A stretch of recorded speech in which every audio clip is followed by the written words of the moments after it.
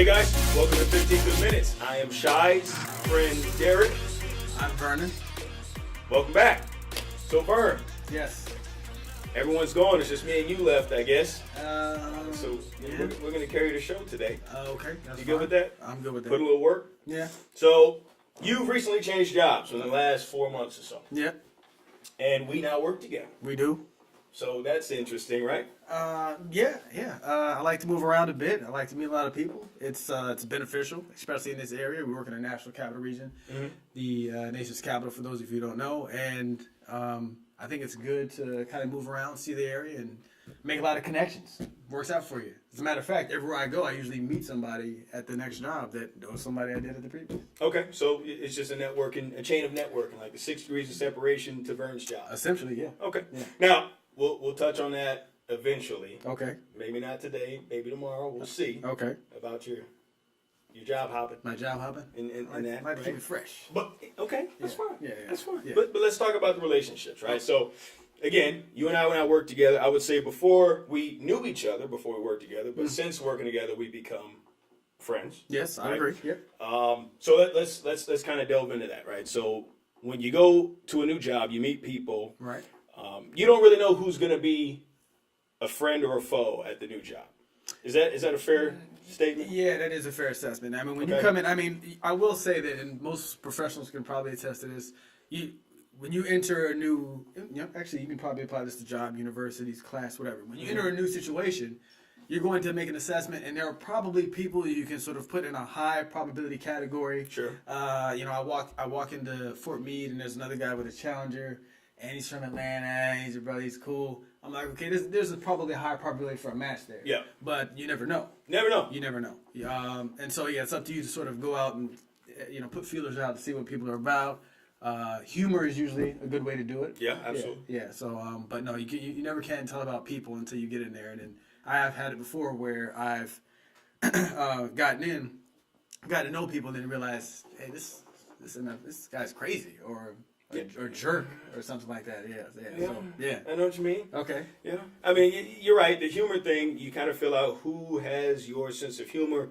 The guy who's over here making inappropriate jokes. Yes. He may I'm not be. gonna gravitate to him. Oh, Usually, I see to him. Oh, yeah. I'm running yeah. away from that guy. Oh no, blue humor guy. Yeah. I'm all about. No, I'm over here. And he's trying. like, yeah, and I put this in there, and I did that. I'm like, that guy is comfortable. Now, See, I'm saying that guy's about to get fired, and I'm on the other side of the cubicle wall, ducking my head down. I may suppose. chuckle. Yeah, I may chuckle. but you're not gonna be okay.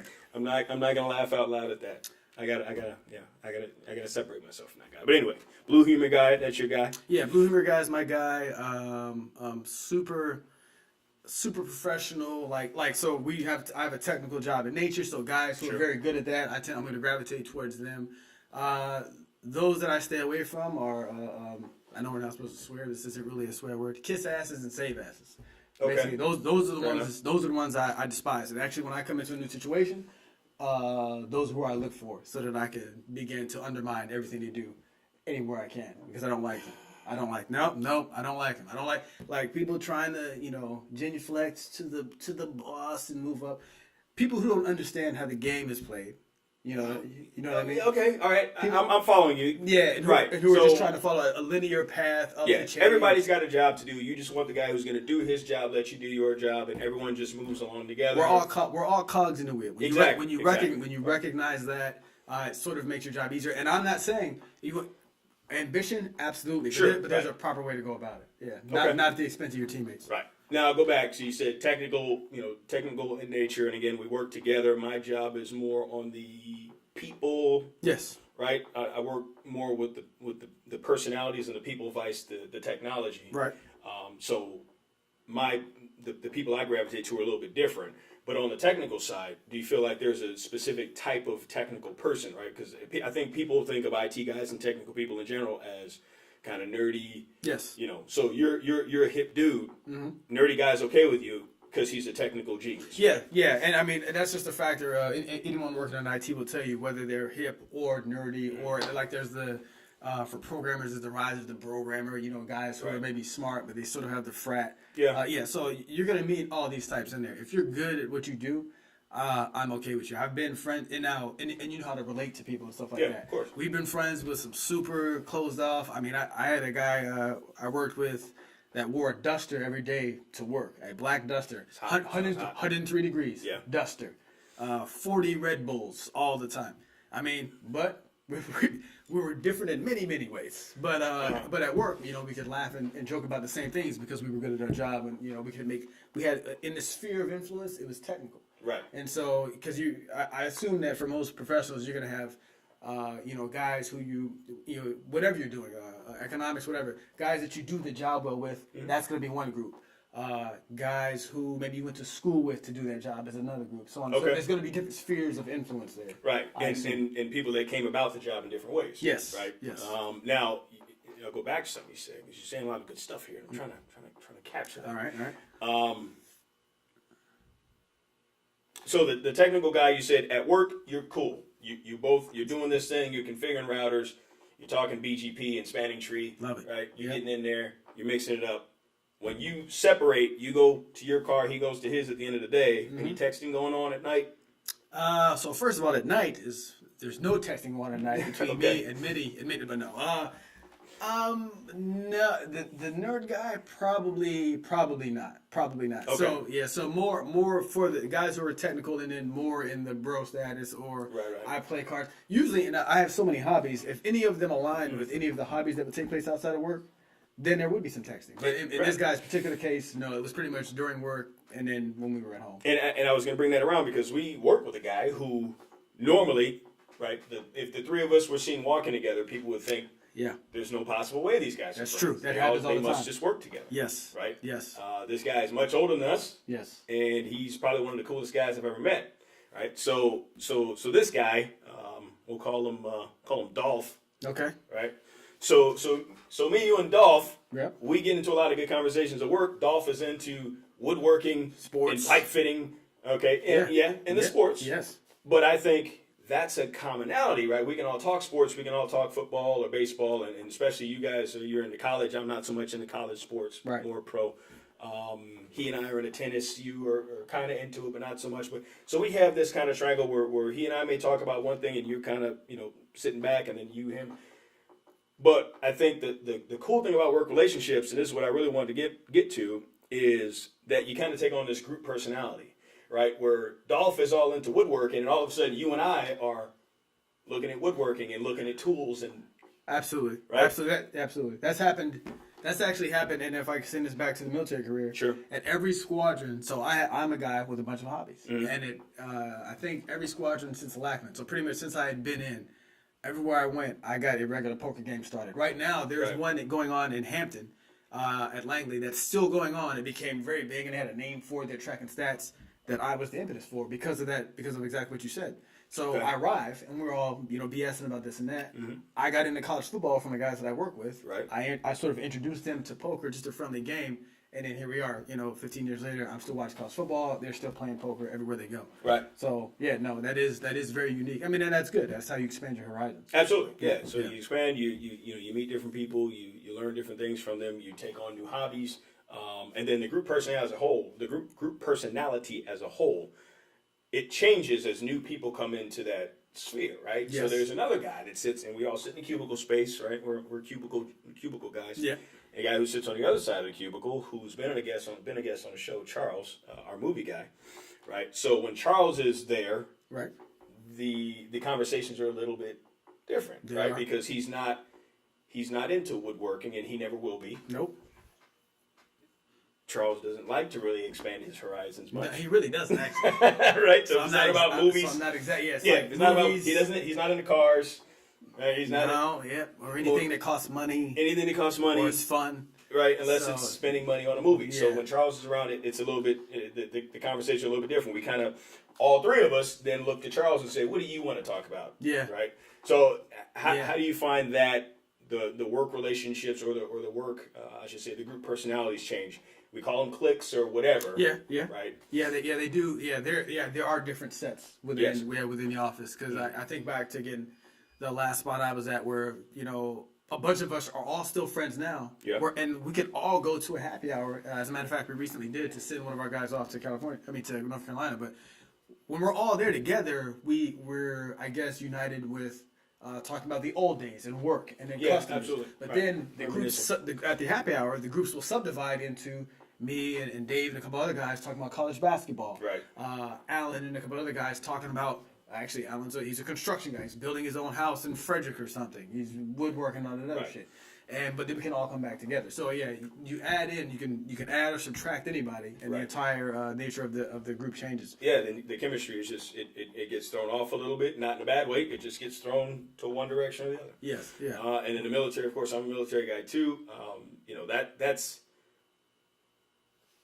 I'm sure it's replicated elsewhere, but I feel like those relationships last the longest, right? The military relationship. Yeah, the military relationships. Like I deployed with a guy to Iraq in '06. He and his wife just moved back to the DMV. Right. We're going to brunch tomorrow, right? So we met 10 years ago. We met like 12 years ago. We deployed 10 years ago. Yep. And then we maybe talked once every couple of years since, right? Yeah. But when he comes to town, it's like, drop everything you're doing. We're going to lunch. Yeah. Right. Yeah.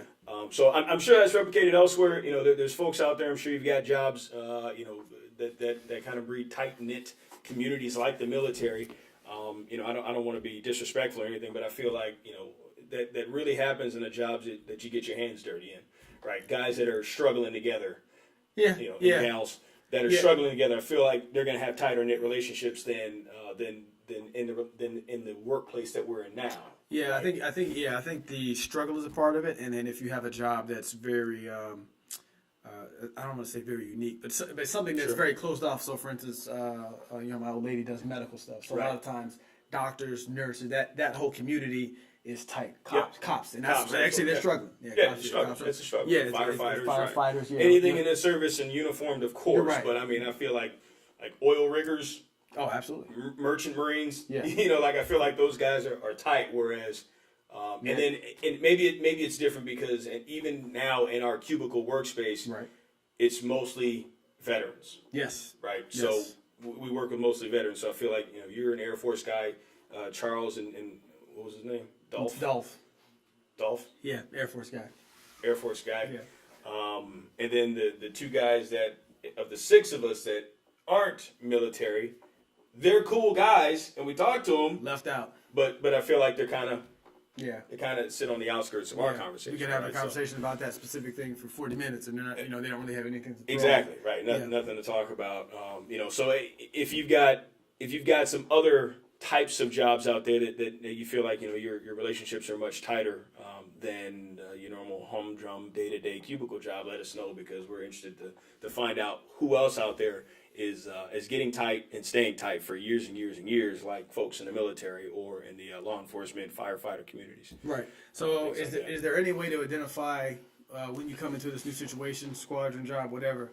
People, are there any identifiers where you're like immediately like, oh, I'm not gonna like that guy. That guy's. I used to think there was. Right. I used to think there was like the guy who talks too much.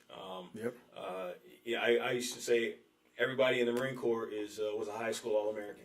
Right, at something. Everybody in the Marine Corps was a high school All-American. It's probably the same in the Air Force. Yeah. Everybody in the Marine Corps was either the prom king or the star quarterback. I was headed to Alabama on the scholarship. Right. Yeah. I was twisting my knee. Exactly. Right. I twisted my knee, and all of a sudden now I'm in the Marine Corps. Yeah. Yeah, so there are things that they can do on the intro that would rub you the wrong way. Where they immediately start. Absolutely. So they can rub me the wrong way, but that doesn't mean that it's we're done forever. Okay, I feel like there's a couple of folks out there that I'm still friends with today that in the beginning I was probably like, little suspect. Yeah. You get to know people you had to work with them for a long time. Maybe they do something unexpected. Like you're like, oh man, I got to go talk to Vern about this thing. I know he's not going to back me up here, but all of a sudden you do, and boom. That friendship strike. Yeah, exactly. That's true. That's true. Yeah, I don't think there are any identifiers now. I feel like I'm old enough, I'm wise enough to say I'm going to give everyone a fair shake. I'm not going to, I may judge, and that's human, right? I'm going to judge someone. I'm going to judge shit out you. Yeah. Sorry. Look, if I come in there,